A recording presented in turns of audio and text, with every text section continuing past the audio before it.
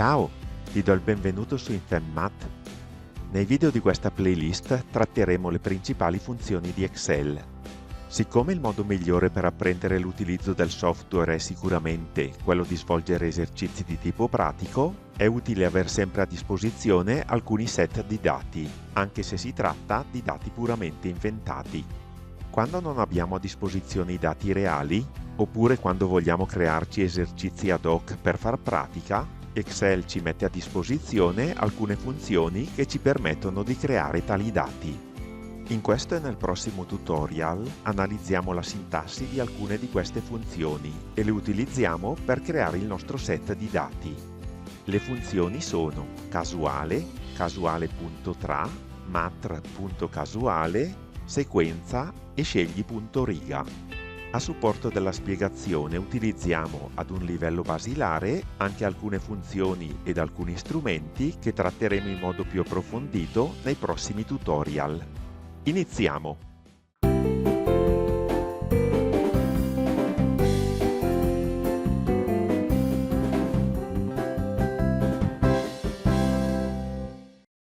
Quando vuoi inserire in una cella un numero decimale compreso fra 0 e 1, puoi utilizzare la funzione casuale. La sintassi è la seguente: uguale casuale, aperta e chiusa tonda. La funzione dunque non ha argomenti.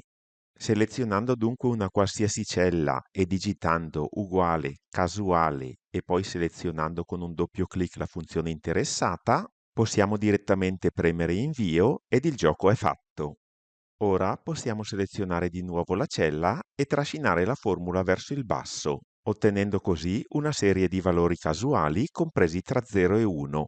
Questi valori sono volatili, cioè premendo il tasto F9 cambiano in continuazione. Inoltre questi numeri hanno una grande quantità di cifre decimali, anche fino a 15 cifre significative.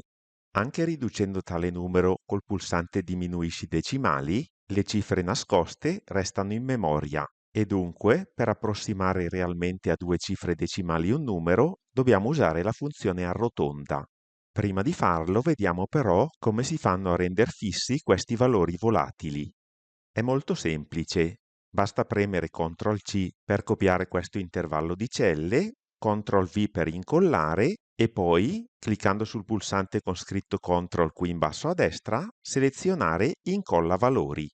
A questo punto, come si può notare qui nella barra della formula, i valori sono fissi, cioè non è più presente la funzione casuale. Come si può notare, però, i valori contengono molti decimali nascosti. Vediamo ora come si fa a fissare tali valori. Una volta che è stata inserita la funzione casuale, per approssimare il numero ottenuto a due cifre decimali, ci posizioniamo qui nella barra della formula esattamente dopo l'uguale e digitiamo arrotonda. Facciamo doppio clic, posizioniamoci qui alla fine e digitiamo punto e virgola. Come si può notare qui nello screen tip, è ora giunto il momento di indicare il numero delle cifre decimali. Digitiamo 2 e chiudiamo la parentesi, per poi premere invio. A questo punto le cifre decimali sono davvero 2, anche aumentando i decimali. Possiamo dunque trascinare la formula verso il basso, premere CTRL-C e successivamente CTRL-V e qui, cliccando sul pulsante CTRL, selezionare Incolla valori. Ora i numeri casuali sono fissi ed hanno esattamente due cifre decimali. Premiamo ESC ed usciamo dalla modalità di copiatura. Il prossimo problema è quello di inserire un numero casuale compreso fra 0 e 10. Niente di più facile. Selezioniamo una cella, digitiamo uguale casuale, selezioniamo la formula, chiudiamo la parentesi tonda e moltiplichiamo per 10. Invio. Cliccando sulla cella e trascinando la formula verso il basso abbiamo il risultato desiderato ed eventualmente mediante la funzione arrotonda possiamo scegliere il numero di decimali desiderato e successivamente rendere fissi questi numeri con la tecnica vista in precedenza. Come possiamo simulare un voto universitario, cioè generare un numero casuale compreso fra 18 e 30? La formula è la seguente. Il numero casuale cercato si ottiene sommando al valore minimo 18, la differenza fra il massimo e il minimo, e quindi 12, poiché 30 meno 18 fa 12, moltiplicata per la funzione casuale. Il numero ottenuto sarà un numero decimale compreso fra 18 e 30. Poi, mediante la funzione arrotonda, potremo arrotondare a 0 decimali e quindi rendere il numero intero. Iniziamo. Digitiamo uguale 18, che è il minimo, più, aperta la tonda, 30 meno 18, cioè il massimo meno il minimo, chiusa la tonda, per la funzione casuale. Facciamo doppio clic e chiudiamo la parentesi tonda. Invio.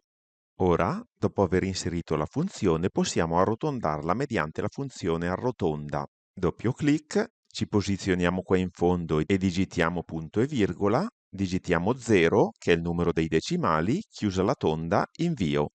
Possiamo ora selezionare la cella contenente la formula, trascinare verso il basso ed il gioco è fatto. Più in generale, se vogliamo rendere più dinamica la formula appena descritta, possiamo predisporre due celle in cui inserire i valori minimo e massimo e magari assegnare loro un nome definito di Excel. Per farlo è sufficiente selezionare una cella, digitare il nome nella casella nome qui a sinistra e premere invio. Come puoi notare, io ho nominato Min questa prima cella e Max la seconda cella. Creerò presto un video in cui verranno trattate le tecniche che Excel ci mette a disposizione per creare nomi definiti in singoli fogli oppure all'interno di tutta la cartella di lavoro. Selezioniamo ora una cella ed inseriamo la formula descritta in precedenza. Digitiamo uguale, clicchiamo sul minimo e sommiamo la differenza fra il massimo ed il minimo. Chiudiamo la tonda e moltiplichiamo per la funzione casuale. Doppio clic, chiusa la tonda, invio. Trasciniamo ora la formula verso il basso ed inserendo ora due valori per il massimo e per il minimo, otteniamo una serie di valori casuali compresi fra i due valori desiderati, che possiamo cambiare quando vogliamo, ottenendo immediatamente il risultato desiderato.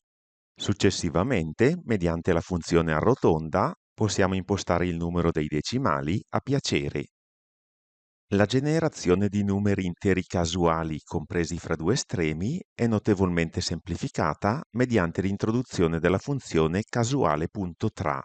La funzione casuale.tra ha due argomenti, che sono il minimo ed il massimo dell'intervallo numerico che vogliamo generare. Selezioniamo dunque una cella e digitiamo uguale casuale tra, selezioniamo la formula desiderata con un doppio clic e siccome in questo esempio vogliamo generare numeri interi casuali tra 60 e 100, digitiamo 60, punto e virgola, 100.